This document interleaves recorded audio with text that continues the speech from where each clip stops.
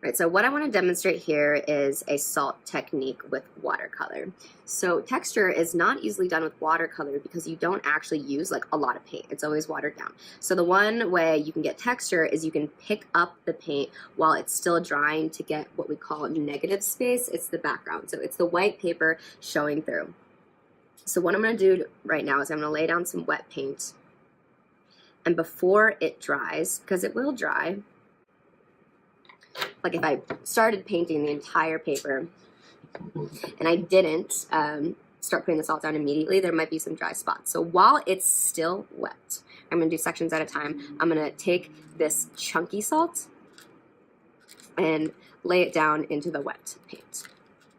All right, I think it's important not to use like too much. Kind of just took a little pinch here for this area. If you put like too much, then you're going to not see the texture so much. It might just like all be picking up too much paint. So it's important that we have both the negative space that the salt is going to suck up and the positive space.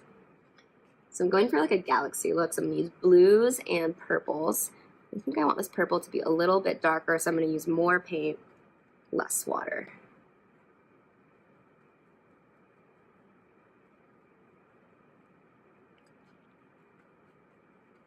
Kind of taking some salt here with me, but that's okay.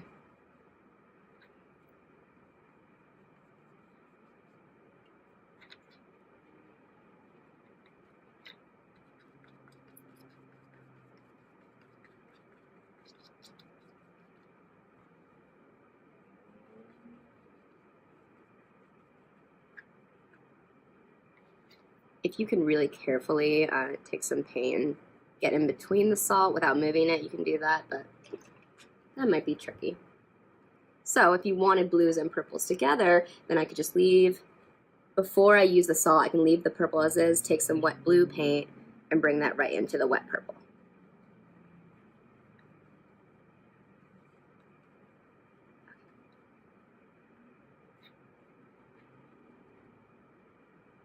So now I'm going to lay this flat and get some salt in these areas.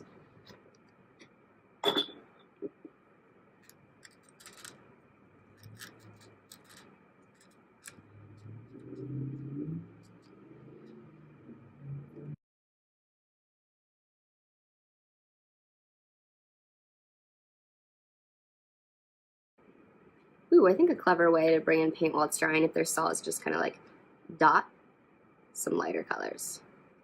Yeah, that's a little bit easier done than trying to like squeeze your paintbrush in there.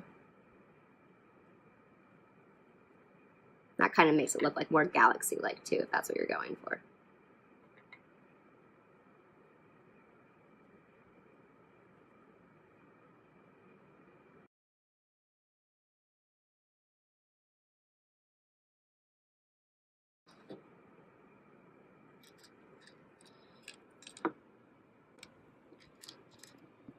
You can actually see like where I'm putting the salt down in the wet paint. You can see the salt picking up the paint.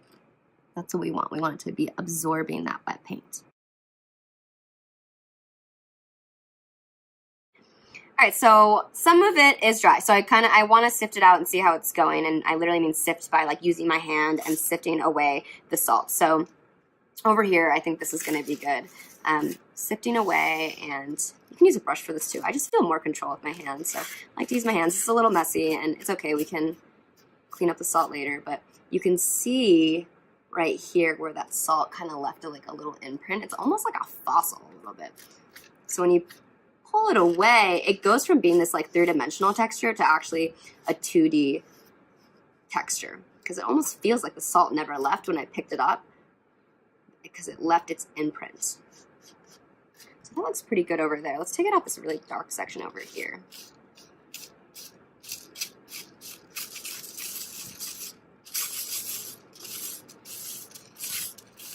Yeah.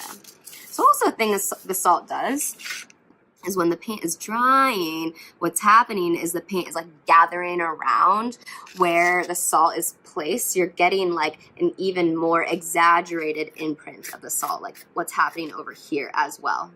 That was a nice little chunk right there as well. Cool. I'm gonna wait for the rest of the salt to dry, but it's looking pretty good. Just wanted to make sure it was going well. Ooh, this area is working out really well too.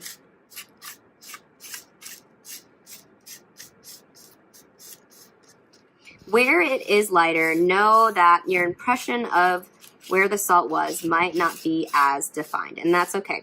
We want a nice range of texture. So some areas where it's a little bit more subtle versus areas where it's more prominent just gives you a nice variety of texture.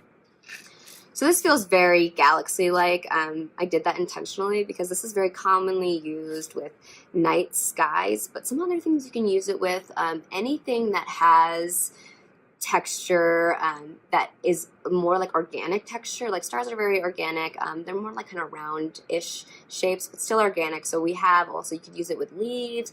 Ooh, you could use it with snow. Snow is really awesome. Like you could use the blue as the sky and have lay the salt down, take it off, and have it be the snow. I've seen this also done with like flowers, very specific flowers like dandelions. If you lay down a green for like way back foliage and like lay down some salt and very close together, and then you take it off, you get kind of what's left of like a dandelion texture, because that's very hard to achieve. So salt might be really good for something that has like those delicate little dotty feels to it.